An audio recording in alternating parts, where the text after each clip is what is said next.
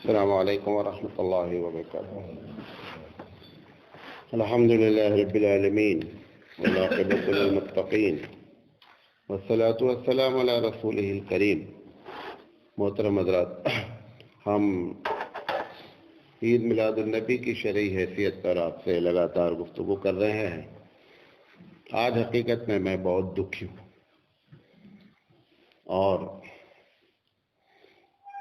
میں ہمت نہیں جٹا پا رہا تھا کہ میں آج تقریر کروں، لیکن کل دن بھر جو پورے ہندوستان میں جو کچھ بھی ہوتا رہا تو واٹس ایپ پر اس کی ساری تصویریں آتی رہی ہیں، پھر شہر میں بھی گئے، وہ جو کچھ ہوتا رہا وہ بھی معلوم ہوتا رہا۔ اب ایسا لگتا ہے دیکھ کر کے کہ اس وقت عید میلاد النبی کے بارے میں دو باتیں ہو گئی ہیں۔ غور سے سنیے گا میری بات۔ جو لوگ جائز کے قائل بھی تھے، آج بھی قائل ہیں، وہ کتاب کی حد تک ایک الگ مسئلہ ہو گیا ہے۔ جو کتاب میں لکھا ہوا عید میلاد النبی منانا چاہیے، یہ دلیل ہے، وہ اپنی جگہ ایک الگ مسئلہ ہے، اور جو عملی شکل میں عید میلاد النبی ہے اس کا ایک الگ مسئلہ ہے۔ کل میں نے ایک ہمارے پاس جو ہے واٹس ایپ پر ویڈیو آئی، تو اس میں دو تین آدمی تو کافی ہیں، ایک بڑا سا کیک جو ہے وہ لے کر کے ایک بوڑھے میاں جو ہے وہ کاٹ رہے ہیں اور اس میں درود شریف پڑھ رہے ہیں۔ درود شریف پڑھ کر جب انہوں نے کیک کو کاٹ دیا، کاٹنے کے بعد سب لوگ، وہ بوڑھا بھی، سارے لوگ مل کر کے گانا گا رہے ہیں کہ happy birthday to you,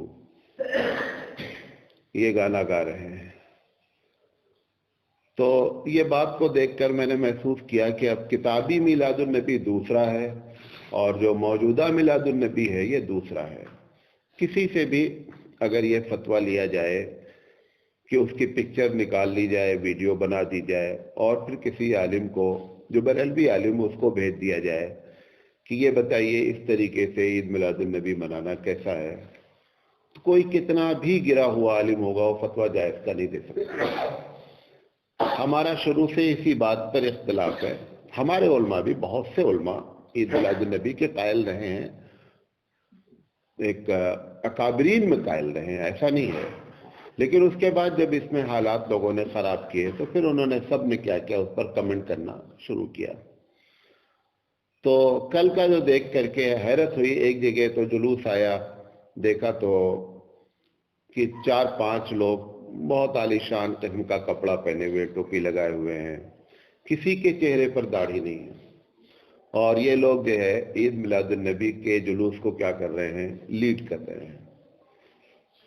تو اللہ کے رسول صلی اللہ علیہ وسلم کی وہ حدیث مجھے ایک دم یاد آئی اور ایک دم یقین کامل ہوا کہ نبی کریم صلی اللہ علیہ وسلم نے فرمایا تھا کہ میری امت یہودیوں اور نصرانیوں کے قدم بقدم چلے گی۔ کیک انہوں نے کہا وہ کاٹتے ہیں، آپ بھی کیک، کم سے کم ابھی تک بچوں کا معاملہ تھا کہ آپ اپنے بچوں کی برتھ ڈے پہ کاٹتے تھے، اس پر بھی ہمارے علماء ہمیشہ جو ہے وہ نکیر کرتے ہی رہے، لیکن اب نبی کریم صلی اللہ علیہ وسلم کی عید میلاد پر کیک کاٹا جائے تو اب اس امت کہاں جائے گی، کچھ کہہ نہیں سکتے ہیں۔ اللہ کے رسول صلی اللہ علیہ وسلم نے فرمایا کہ جب میوزک کے بارے میں آپ نے فرمایا، بخاری کی روایت ہے کہ لوگ جو ہے وہ میوزک کو حلال کر دیں گے، جائز قرار دیں گے۔ یستحلون الحرائر والخمر والمعازف، بخاری کی روایت ہے۔ اللہ کے رسول نے فرمایا کہ لوگ جو ہے وہ ریشم کے پہننے کو حلال کریں گے، شراب کو اپنے طور پر حلال کر لیں گے اور میوزک کو حلال کر لیں گے۔ حالانکہ میوزک کے بارے میں ہمارا اتنا سخت فتویٰ ہے، فتویٰ ہی نہیں، اتنی سخت حدیثیں ہیں کہ اگر وہ حدیثیں وہاں پڑھ کر کے سنا دی جائیں تو میں سمجھتا ہوں کہ اگر کسی کے دل میں تھوڑا بھی ایمان ہوگا نا تو وہ جلوس سے نکل جائے گا۔ حضرت عمر رضی اللہ تعالیٰ عنہ تو ایک مرتبہ صرف یوں ہی جا رہے تھے بیچارے، اور ان کا یہ ارادہ بھی نہیں تھا، ایک آدمی بانسری بجا رہا تھا کہیں بیٹھا ہوا دور، حضرت عمر رضی اللہ تعالیٰ عنہ کے کان میں اچانک بانسری کی آواز پڑی تو جتنا وہ سفر تھا اتنا اپنی دونوں انگلی کان میں ڈال کر کے گزرے کہ ہمارے حبیب نے جو اس چیز کو منع کیا ہے اور یہ وہ چیز ہے. آپ اندازہ کریں کہ 80 ایک لاکھ روپے کا ایک ایکسیٹ لگا کر کے ڈی جے کے ذریعے جو ہے وہ جلوس نکالا گیا ہے. لہذا اب جو ہے وہ کیفیت ایک دم، اور ابھی آگے کیا ہونا ہے یہ اللہ ہی بہتر جانتا ہے. اور دوسری جگہ ایک جگہ اور بھی ایک بات آئی، اس کو ہی بتاتے ہیں. نبی کریم صلی اللہ علیہ وسلم کے بعد جب حضرت عمر رضی اللہ تعالیٰ عنہ خلیفہ ہوئے تو جو خلیفہ ہوتا تھا وہی حج کا امیر بھی ہوتا تھا. تو حضرت عمر رضی اللہ تعالیٰ عنہ حج کرانے کے لے گئے لوگوں کو. تو جب بیت اللہ کے اندر پہنچے اور حجر اسود کو چومنے کی بات آئی تو حضرت عمر رضی اللہ تعالیٰ عنہ نے بہت زبردست باتیں کی اور انہوں نے کہا کہ اے حجر اسود، حالانکہ حجر اسود سنتا نہیں ہے، اے حجر اسود تو یہ نہ سمجھنا کہ میرے اندر کوئی کسی کو، تو پتھر ہے، تیرے اندر کوئی نفع پہنچانے کی کسی کی صلاحیت نہیں ہے، تو کسی کا نقصان بھی نہیں کر سکتا ہے. ہمارے اللہ کے رسول ہمارے حبیب نے چوما ہے اس لیے میں تجھے چومتا ہوں، ورنہ تیرے اندر کچھ بھی نہیں ہے، تو کچھ نہیں کر سکتا ہمارا. کل میں نے دیکھا وہ تو حجر اسود کی بات، جو کہ حجر اسود ہمارے نزدیک ایک محترم ہے، اس کے باوجود بھی یہ بات قیامت تک کے لیے حضرت عمر رضی اللہ تعالیٰ بیان کر رہے ہیں. کل میں نے دیکھا کہ تھرماکول کا بیت اللہ بنایا گیا ہے، تھرماکول کا گنبد خضرا بنایا گیا ہے، اور لوگ اس کو کیا کر رہے ہیں، اس کا طواف کر رہے ہیں اور اس کو باقاعدہ اس کو چوما جا رہا ہے. کچھ لوگ اس پر سجدہ کر رہے ہیں، کافی بڑا بنایا ہے اور اس کے کنارے جو ہے اس کو چوم رہے ہیں. اصلی حجر اسود کو چومنے پر یہ تنبیہ کی جا رہی ہے حضرت عمر رضی اللہ تعالیٰ عنہ کی جانب سے اور یہ امت کا. کیوں؟ شیطان جب بھی کوئی کام کراتا ہے تو اس کی انتہا شرک ہوتی ہے. جب تک وہ شرک نہیں کرا لے گا تب تک معاملہ نہیں بنے گا. لہذا وہ شرک تک اس نے لا کر کے پہنچایا. تو میں ابھی اس میں 3-4 سیریل اور باقی ہے. تو میں آج جو بات آپ سے کرنا چاہتا ہوں وہ یہ کہ ہمارے اختلاف، لوگ سمجھتے کہ حمید میلاد النبی کے قائل نہیں ہیں. یہ ایک دم غلط بات ہے. یہ ایک فطری بات ہے کہ رسول اکرم صلی اللہ علیہ وسلم کا اس دنیا میں آنا، نبی کریم صلی اللہ علیہ وسلم کا اس دنیا والوں کو ایک روشنی پہنچانا، قیامت تک کے لیے گمراہی سے بچانا، یہ ہمیش خوشی کا باعث ہے، ہر وقت خوشی کا باعث ہے. اب بورڈ لگا ہوا ہے کہ مرحبم بکم یا رسول اللہ. بھئی ایک طرف تو آپ عقیدہ رکھتے ہیں، ہمارا نہیں ہے عقیدہ، ان کا عقیدہ ہے کہ اللہ کے رسول ہر جگہ موجود ہیں. جب ہر جگہ موجود ہیں تب پھر کہاں سے آ رہے ہیں وہ؟ بھئی کسی کو آنے کا مطلب ہے کہ کہیں ہوگا، پھر وہاں سے کیا کر رہا ہے؟ وہ آ رہا ہے.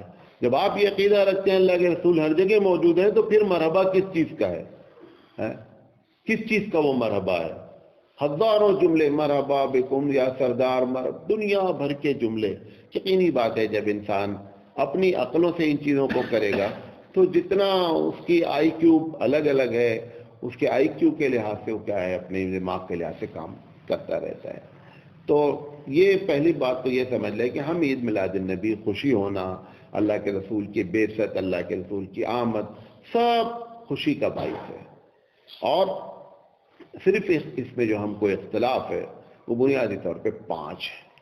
کتنے اختلاف ہیں؟ 5 ہیں. اللہ کے رسول صلی اللہ علیہ وسلم نے فرمایا، غور سے سنیے گا، یہ پہلی حدیث میں پیش کر رہا ہوں جس کی بنیاد پر ہم کو اختلاف ہے. یہ نسائی شریف کی روایت ہے. اللہ کے رسول صلی اللہ علیہ وسلم نے فرمایا کہ لوگوں لا تجلوا قبری عیدا وصلوا علی فإن صلاتکم تبلغنی حیثما کنتم، رواہ نسائی. حبیب مصطفیٰ احمد مصطفیٰ صلی اللہ علیہ وسلم فرما رہے ہیں کہ لوگوں میری قبر پہ میلہ نہیں لگانا، میری قبر کو عید نہیں بنانا. لا تجلوا قبری عیدا. کیوں؟ عید میں کیا ہوتا ہے، لوگ آئیں گے، ایک دن فکس کیا جائے گا جس کو آپ عرس کہتے ہیں. اللہ کے رسول کہہ رہے ہیں کہ لوگوں میری قبر پہ، حالانکہ اللہ کے رسول صلی اللہ علیہ وسلم کی دوسری روایت موجود ہے کہ آپ میرے اس دنیا سے چلے جانے کے بعد جو ہے آپ جب کبھی آئیں تو آپ مدینہ آئیں تو ہماری قبر کی زیارت بھی کریں. یہ بھی ہے، لیکن جانا الگ ہے اور منانا الگ ہے. اللہ کے رسول صلی اللہ علیہ وسلم یہ ساری باتیں ہیں. اللہ کے رسول صلی اللہ علیہ وسلم جو پچھلی امتوں کو دیکھ چکے تھے, ان کو پورا آئیڈیا تھا کہ وہ ابراہیم علیہ السلام جنہوں نے بت توڑا اور بت توڑنے کی وجہ سے ان کو آگ میں ڈالا گیا, جب اللہ کے رسول نے بیت اللہ مکہ فتح کیا اور بیت اللہ میں داخل ہوئے تو سب سے پہلا بت جو نظر آیا کس کا نظر آیا؟ حضرت ابراہیم کا نظر آیا. نبی کریم صلی اللہ علیہ وسلم کے پیر سے زمین سرک گئی کہ یہ ابراہیم جن کو آگ میں ڈالا گیا بت توڑنے کی بنیاد پر, ان کفار نے انہی کا بت کھڑا کر دیا لا کر کے, کم سے کم ان کا تو نہیں کھڑا کرنا تھا.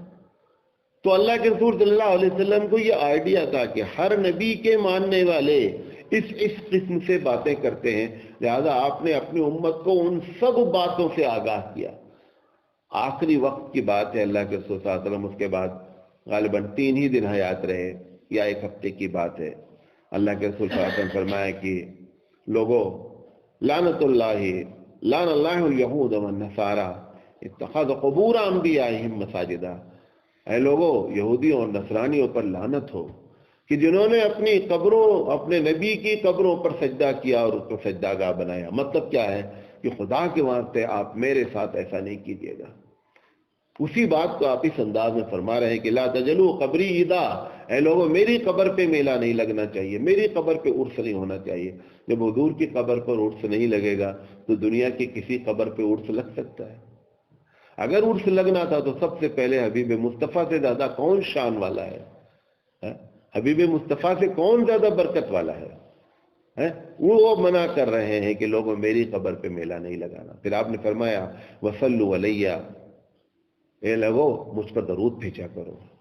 فإن صلاتکم, تمہارا درود تبلغنی, مجھے پہنچایا جاتا ہے. بعض حدیث میں آتا ہے کہ بتاتا ہے فرشتہ کہ فلاں ابن فلاں نے درود بھیجا ہے آپ پر. پھر آپ نے فرمایا کہ حیثما کنتم, آپ کہیں بھی رہیں گے آپ مجھ پر درود بھیجیں گے, وہ درود مجھ پر. مطلب کیا ہے کہ اگر میری عزت تمہارے دل میں ہے, اگر میرا احترام کرنا چاہتے ہو تو میرے احترام کا ایک بہترین طریقہ ہے, مجھ سے محبت کرتے ہو تو میرے احترام اور محبت کا طریقہ ہے کہ آپ مجھ پر درود کثرت سے بھیجیں. پھر آپ نے, اب یہ حدیث کی پہلی ہماری بنیادی اختلاف ہے کہ ہم اس بنیاد پر کبھی بھی کسی جگہ کو عید نہیں منا سکتے. حالانکہ اللہ کے رسول اللہ صلی اللہ علیہ وسلم, عید میں نے کل بھی بتایا تھا کہ عید کے ایک اصلی معنی ہوتے ہیں, اور عید جو اپنے اصلی معنی میں ہوتی ہے اس میں روزہ رکھنا حرام ہے. جیسے عید کے دن آپ روزہ نہیں, آپ بقرعید کے دن روزہ نہیں رکھ سکتے, چونکہ بقرعید کا دن 3 دن تک چلتا ہے. جس دن بقرعید ہوتی ہے اس دن چلتا ہے اور اس کے 3 دن بعد تک, تو 5 دن شریعت میں روزہ رکھنا حرام ہے. اب آپ اندازہ کریں کہ اللہ کے رسول صلی اللہ علیہ وسلم نے اپنے قبر کے بارے میں عید کا لفظ استعمال کیا. جمعہ کے بارے میں بھی ہے بعض روایت سے کہ جمعہ کیا ہے, عید کا دن ہے. اس دن بھی آپ نے کیا فرمایا, یہ دوسری حدیث نقل کر رہا ہوں, آپ نے فرمایا, یہ مسلم شریف کی روایت ہے, اللہ کے رسول نے فرمایا لا تختصوا یوم الجمعۃ بقیام من بین اللیلہ ولا تختصوا اللیلۃ الجمعۃ بین ایام من بین الایام ان یکون فی صوم یصومہ احدکم, رواہ مسلم. اللہ کے رسول نے فرمایا کیونکہ عید غور سے سنیے گا اس دلیل کو, اللہ کے رسول چونکہ جمعہ کو ایک اچھا دن, جمعہ کو دنوں کا سردار بتایا گیا, جمعہ کے بارے میں کہا گیا جمعہ جو ہے مسلمانوں کی, ہم اپنے جو ترجمہ کرتے ہیں کہ چھوٹی عید ہے, یہ ساری باتیں, اس کے باوجود اللہ کے رسول فرمایا کہ کہیں ایسا نہ ہو کہ تم اس کو سمجھو کہ ان تمام دنوں میں ایک ہی دن کے لیے عبادت کو خاص کرو, ایسا نہیں کرنا. پتا جیسے اب ایک چیز کی اہمیت بتائے گی, پتا چلا آپ ہفتے بھر تہجد نہیں پڑھتے ہیں, کس دن اٹھ کے پڑھ رہے ہیں, جس دن جمعہ کی رات ہے. اللہ کے رسول فرمایا ایسا نہیں کریے گا, دن کو خاص نہیں کیجیے گا کسی کام کے لیے. پھر آپ نے فرمایا کہ لوگوں نہ تو رات کی عبادت کے لیے خاص کرنا اس کو, اور نہ جمعہ کے دن خاص روزہ رکھنے کو خاص کرنا. ہاں کوئی آدمی جو میں رات کو بھی روزہ رکھ رہا ہے, جمعہ بیچ میں آ گیا رکھ لیا, لیکن یہ کہ نہیں آج جمعہ ہے آج ہم روزہ رکھیں گے, اللہ کے رسول فرمایا ایسا نہیں کرنا. اور ہمارے یہاں تو احناف کی ایک بہت بڑی پالیسی میں سے ایک پالیسی ہے اللہ کے رسول صلی اللہ علیہ وسلم کی, کہ جو چیزیں اللہ کے رسول صلی اللہ علیہ وسلم نے کبھی کی ہے اور کبھی نہیں کی ہے، تو ہمارے یہاں لوگ امام اعظم کی اس بات کو سمجھتے نہیں، حالانکہ امام اعظم کی اس بات میں بہت دم ہے۔ امام اعظم جب بھی کوئی بات کرتے ہیں تو بڑی گہرائی سے بات کو سوچ کر کے پھر کوئی بات کہی جاتی ہے۔ لوگ ان کی سطحی گفتگو کو کر کے کیا کرتے ہیں، اختلاف کرتے رہتے ہیں، لیکن حقیقت میں اگر امام اعظم کی بات پہ گہرائی پہ جایا جائے تو انسان کو سمجھ میں آتا ہے۔ امام اعظم علیہ الرحمٰن نے پالیسی بنائی کہ جو چیز کو اللہ کے رسول صلی اللہ علیہ وسلم نے کبھی کیا ہے اور کبھی نہیں کیا ہے، اس کو کبھی بھی لازم کا درجہ نہیں ہونا چاہیے۔ نہیں سمجھے بات؟ مثال کے طور پر اللہ کے رسول صلی اللہ علیہ وسلم نے جمعہ کے دن فجر میں حامیم سجدہ پڑھا اور حل تعالی الانسان پڑھا۔ امام اعظم نے فتویٰ دیا کہ اس کو پڑھنا چاہیے، لیکن ایسا نہیں ہونا چاہیے کہ کبھی جمعہ میں چھوڑے نہیں، ایسا نہیں کریں، چھوڑیں بھی اس کو۔ کیا کریں؟ چھوڑیں بھی اس کو، کمپلسری طور پر کبھی نہیں پڑھیں، لازم سمجھ کر نہیں پڑھیں، کیونکہ جب کسی چیز کو آپ لازم کریں گے تو اس کا درجہ فوراً فرضیت کے درجے میں داخل ہو جائے گا، فرض لوگ سمجھنے لگیں گے، لہذا بیچ بیچ میں اس کو چھوڑتے رہیے۔ اب آپ اندازہ کریں یہ جمعہ اتنا اہم ہے، لیکن کہیں ایسا نہ ہو کہ آپ جمعہ کی اہمیت کی بنیاد پر جمعہ ہی کو ہفتے میں روزہ رکھنے لگیں اور جمعہ ہی کو رات میں کیا کریں، تہجد پڑھنے لگیں۔ اللہ کے رسول صلی اللہ علیہ وسلم نے سے منع۔ یہ پہلی بنیادی وجہ ہے کہ ہم کسی چیز کو اس طریقے سے لازم نہیں کر سکتے۔ مطلب اگر جلوس نکالنا ہی ہے شرعی لحاظ سے نکالیں، 1 سال نکالیں، 2 سال نہ نکالیں، لیکن آپ کا ہر سال نکالنا یہ لازم۔ جب آپ نماز میں سورت کو لازم نہیں کر سکتے پڑھنے کو، تو جلوس کی تو جو کہ عطا پتہ ہی نہیں ہے شریعت میں، اس کو لازم کیسے کیا جا سکتا ہے؟ ایک بنیادی بات ہے۔ دوسری چیز، ایک بات اور یاد آ گئی، نبی کریم صلی اللہ علیہ وسلم سے تقریباً 570 یا 73 سال پہلے حضرت عیسیٰ علیہ السلام پیدا ہوئے ہیں۔ اس لیے آپ دیکھیں، اگر آپ جو آج ہمارے پاس تاریخ چل رہی ہے 2016 انگریزی چل رہی ہے، اور 1438 جو ہے وہ اللہ کے رسول صلی اللہ علیہ وسلم ہجرت کے بعد چل رہی ہے، تقریباً 570-73 سال کا تھوڑا سا آدھے پیچھے رہتا ہے، حضرت عیسیٰ علیہ السلام کی پیدائش ہوئی ہے۔ عیسیٰ علیہ السلام کی برتھ ڈے تقریباً 300 سال کے بعد ان کی امت نے منانا شروع کیا۔ اللہ کے رسول صلی اللہ علیہ وسلم جس وقت مبعوث ہوئے، نبوت کا اعلان آپ نے کیا، اس وقت عیسائی آلریڈی برتھ ڈے منا رہے تھے۔ انسائکلوپیڈیا جلد نمبر 2 میں یہ بات آج بھی لکھی ہے کہ آپ کرسمس کا جا کر کے کریں گے تو اسے بتائے گا کہ یہ کرسمس کب سے منایا جا رہا ہے۔ تو نبی کریم صلی اللہ علیہ وسلم کی پیدائش کے تقریباً 273 یا 200 کچھ سال پہلے ہی منا رہے تھے۔ اللہ کے رسول صلی اللہ علیہ وسلم کو چاہیے تھا، اگر حقیقت میں عید میلاد النبی، کہ اگر کرسچن اپنے نبی کی عید میلاد مناتے ہیں تو میں تو سید الانبیاء ہوں، آپ میری بھی عید منائیں۔ ایسا نہیں تھا کہ ان کے پاس آئیڈیا ہی نہیں تھا، باقاعدہ ایک قوم کیا کر رہی تھی، منا رہی تھی، اس کے باوجود نبی کریم صلی اللہ علیہ وسلم نے اس پر کوئی توجہ نہیں دی، کوئی بات ہی نہیں کی اس پر۔ لہذا یہ تو لوگوں کا اپنی طرف سے ہے، تھوڑا بھی عقل آدمی لڑائے تو جو حالات ہو چکے اس کی بنیاد پر تو خیر کوئی بھی اس وقت جائز کا فتویٰ دے نہیں سکتا، یہ تو صرف لڑکوں کا ایک کھیل ہو گیا ہے، ایک پکنک ہو گئی ہے، بقیہ ایک کچھ بھی نہیں رہا ہے۔ مطلب ثواب تو درکنار ہے، بغیر گناہ کے آپ بھئی میوزک کا سننا گناہ ہے، میوزک سنی جا رہی، بغیر میوزک کے کوئی جلوس نہیں نکل رہا ہے۔ بعض علاقوں میں شراب پی کر کے جا رہے ہیں، بعض علاقوں میں عورت اور مرد مل کر کے جا رہے ہیں، یہ ساری کیفیت پیدا ہو رہی ہے۔ پٹاخے چھوڑائے جا رہے ہیں، پٹاخہ چھوٹ پیچھے دگاتے جا رہے ہیں، وہ آگے جاتے جا رہے ہیں، جتنی بھی کیفیت ہے۔ بیت اللہ کے حجر اسود کو چومنا مستحب ہے، سنت ہے، لیکن اگر یہ بات معلوم ہو جائے کہ میں کسی کو تکلیف دے کر کے چوموں گا تو منع ہے کہ پھر آپ بیت اللہ کو چومنے کے بجائے اشارہ کر دیجئے۔ کیوں؟ انسان کو تکلیف پہنچانا حرام ہے اور بیت اللہ کو چومنا کیا ہے؟ سنت ہے۔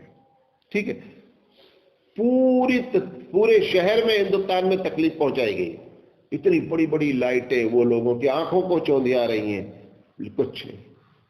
اللہ کے رسول صلی اللہ علیہ وسلم تو اتنا انسان کی تکلیف کا خیال رکھتے تھے کہ ایک بدو مسجد میں پیشاب کرنے لگا کنارے کھڑا ہو کر کے، اللہ کے رسول صلی اللہ علیہ وسلم کے صحابہ ناراض ہوئے، دوڑے، حضور نے فرمایا نہیں، اس کو پیشاب کر لینے دو، کیونکہ اگر یہ بیچ میں رکے گا نا تو پیشاب بیچ میں روکا جائے گا تو اس کو تکلیف ہوگی. آپ اندازہ کریں, ہم اس نبی کے ماننے والے ہیں, مسجد جیسی جگہ پر بھی, اور ایک اتنا غلط کام ایک آدمی کر رہا ہے دیکھنے میں, دیکھا جائے, اس کے باوجود آپ اس کا خیال رکھیں کہ نہیں اس کو بعد میں اس کو بلا کر سمجھائیں گے کہ یہ جب پیشاب کرنے کی جگہ نہیں ہے, لیکن ابھی اس کو خدا کے واسطے نہیں دو, کر لینے دو, پورا پیشاب کر لینے دو.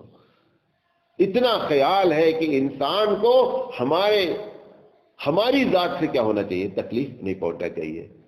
تو لہذا ایک چیز. دوسری چیز ہمارے اختلاف کی یہ ہے, اس بات کو سب لوگوں کی کتابوں میں لکھا ہے, میں پوری تاریخ بیان کر چکا ہوں کہ 600 سال تک اس کا کچھ عطا پتہ ہی نہیں تھا, کوئی پتہ نہیں کہ عید ملا. بلکہ اگر میں یہ کہوں اور وثوق سے کہوں کہ لفظ عید میلاد کا ہی پتہ نہیں تھا.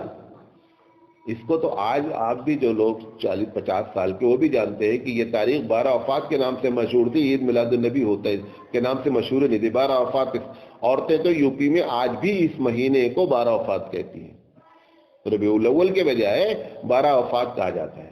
تو اس کا تو عطا پتہ ہی نہیں تھا. جب 600 سال تک ایک چیز اسلام میں نہیں تھی تو کیسے ہم اجازت دے سکتے ہیں؟ شریعت مکمل ہو چکی ہے. اللہ کے رسول صلی اللہ علیہ وسلم پر قرآن کی آیت نازل ہوئی کہ الیوم اکملت لکم دینکم واتممت علیکم نعمتی, کہ لوگوں آج میں نے تمہارے دین کو مکمل کر دیا. اب اس میں کوئی چیز داخل ہونے والی نہیں ہے. ہم بہت ہوشیار ہیں, بہت اچھے عالم بن گئے ہیں. آپ کا عالم اچھا ہونا سب کچرا ہے رسول کے مقابلے میں. آپ کچھ بھی نہیں ہیں. کتنے بڑے علامہ ہیں, 1000 کتابوں کے رائٹر ہیں, تو بھی کچھ نہیں ہے. اصل چیز ہمارے پاس حبیب مصطفیٰ اور صحابہ کا کیا ہے, عمل ہے. تو 600 سال تک سب اس کو مانتے ہیں. میں نے پوری تاریخ پیش کی آپ کے سامنے کہ سلطان اربل نے سب سے پہلے موصل میں 600 کچھ سال میں یہ شروع کیا. جو بات 600 سال تک نہیں شروع کی تھی, ہم اس کے کبھی بھی جائز ہونے کے قائل نہیں ہو سکتے ہیں. اور تیسری وجہ یہ ہے کہ اگر لازم نہ کیا جائے اور شرعی لحاظ سے, جیسے ہمارے بعض اکابرین نے منایا, امداد اللہ مہاجر مکی رحمۃ اللہ علیہ کے بارے میں ہے کہ 12 ربیع الاول کے بجائے کسی بھی تاریخ کو, ربیع الاول کے 9 تاریخ کو, کبھی 12 کو آپ بیٹھے تھے, خوشی میں لوگوں کو سب کو مٹھائیاں تقسیم کر دی گئیں, کچھ لوگوں کو غریبوں کی مدد کر دی گئی. یہ سب کرنے کے کام ہیں اگر کرنا چاہے کوئی تو. لیکن اس میں کیا ہوتا ہے, نفس پر بوجھ گزرتا ہے.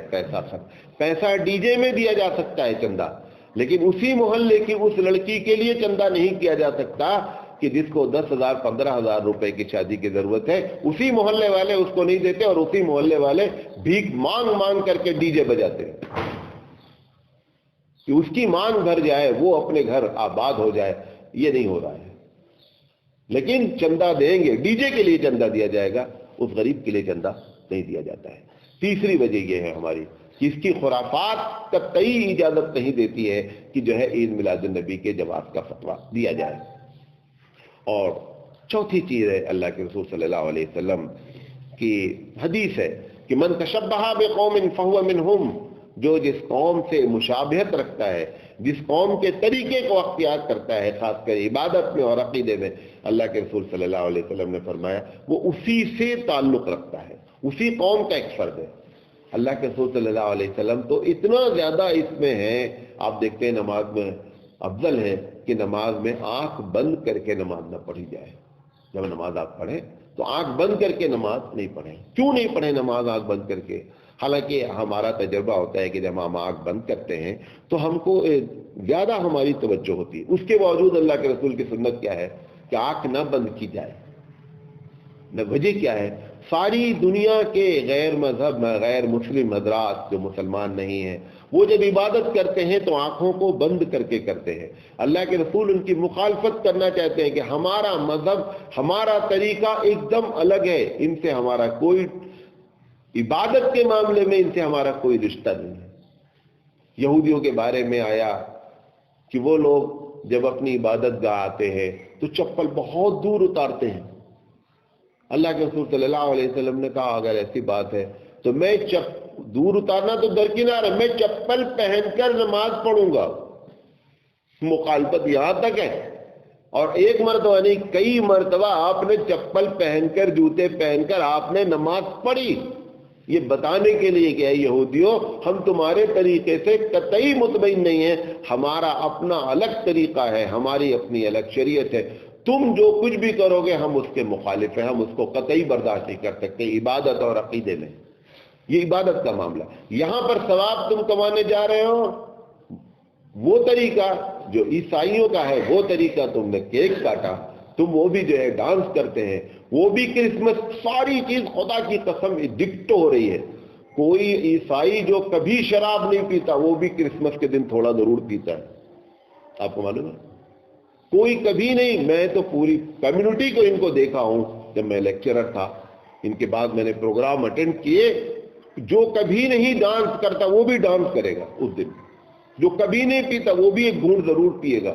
کل بھی یہی دیکھا میں نے، شراب کا تو میں نہیں کہہ سکتا میں نے دیکھا، لیکن ڈانس ویسے ہی لڑکے کر رہے تھے، کیک ویسے ہی کاٹا گیا، ویسے ہی میوزک بجائی گئی، ویسے ہی ہنگامہ کیا گیا، ویسے ہی جلوس نکالا گیا۔ آپ کو معلوم ہے ابھی تو 1 جنوری 25 دسمبر آنے میں کچھ دن باقی ہے، ابھی آج ہمارے پاس 15 ہے شاید نا، 14، ہاں 25 دسمبر کی ساری بکنگ گوا کے ہوٹلوں کی ہو چکی ہے عیاشی کرنے کے لیے، اور سب کچھ آپ مجھ سے زیادہ جانتے ہیں۔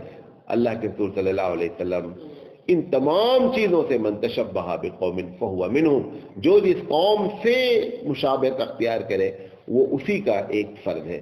لہذا تو آخر میں اپنی بات کر کے ختم کرتا ہوں، کل انشاءاللہ زندگی رہی، کل تو میں خیر نہیں رہوں گا یہاں، اس کے بعد میں ان کی قرآن کی وہ آیتیں جو دلیل کے طور پر پیش کرتے ہیں میں انشاءاللہ آپ کو بیان کروں گا کہ کون سی آیتیں دلیل لیتے ہیں، اور وہ آپ جب سنیں گے تو آپ خود، ایک عام آدمی آپ لوگ ہیں لیکن آپ لوگ خود کہیں گے کہ اس آیت میں عید میلاد النبی کا کیا تعلق ہے۔ ایک آیت ہے ان کی وَمَا أَرْسَلْنَاكَ إِلَّا رَحْمَةً لِلْعَالَمِينَ، کہ ہم نے محمد صلی اللہ علیہ وسلم آپ کو سارے جہاں کے لیے رحمت بنا کے بھیجا۔ کہتے دیکھو عید میلاد النبی اس میں ہے، اب اس آیت میں کون سی عید میلاد النبی کا ترجمہ ہے، کون سی عید میلاد النبی کی تاریخ بتائی جا رہی، ایسے آیتوں کو پبلک کو بیچارے کو کیا ہے گمراہ کیا جاتا ہے۔ بہرحال خلاصہ کلام یہ ہے، اختلاف کی پہلی وجہ یہ ہے کہ اس کی خرافات، دوسری وجہ یہ ہے کہ اس کے دن کا متعین ہونا، تیسری وجہ یہ ہے کہ 600 سال تک نہ ہونا، اور چوتھی وجہ یہ ہے کہ دوسری قوموں سے مشابہت ہونا، اور پانچویں بنیادی وجہ یہ ہے کہ ہم نے یہ پالیسی بنا رکھی ہے کہ ہم اہل سنت والجماعت ہیں۔ جو دوسرے اپنے آپ کو بولے جھوٹے ہیں، نمبر 1۔ اہل سنت والجماعت ہم سنت کے مطابق عید میلاد النبی منانا چاہتے ہیں، اگر سنت میں کہیں لکھا ہے ایسے عید میلاد النبی مناؤ، ہم اپنا سر اللہ کے رسول کے حکم کے آگے جھکانے کے لیے تیار ہیں۔ کیونکہ ہم نے اپنا نام اہل سنت والجماعت رکھا ہے۔ اللہ کے رسول نے عید میلاد کیسے منائی وہ معلوم ہو جائے، اور جماعت سے مراد جماعت الصحابہ، صحابہ کی جماعت ہے، یہ ہمارا نام ہے اہل سنت والجماعت۔ اگر اہل سنت والجماعت کا مطلب یہ ہے تو نہ سنت سے ثابت ہے نہ جماعت۔ کیوں آپ بھی اس بات کو اپنی کتابوں میں کہہ رہے ہیں؟ انوار ساتھیہ مولانا عبدالسمیع صاحب کی بڑی زبردست کتاب ہے اس سلسلے میں، اور انہوں نے اس کے فیور میں خود لکھا ہے کہ 600 سال کے بعد یہ کام شروع ہوا، لہذا اہل سنت کا اور اہل جماعت سنت والجماعت کا عمل نہیں ہے۔ یہ 6 بنیادی وجہ ہے جس کی وجہ سے ہم اختلاف رکھتے ہیں۔ اللہ تعالیٰ سے دعا ہے کہ اللہ تعالیٰ صحیح سمجھ عطا فرمائے۔ وآخر دعوانا ان الحمدللہ رب العالمین۔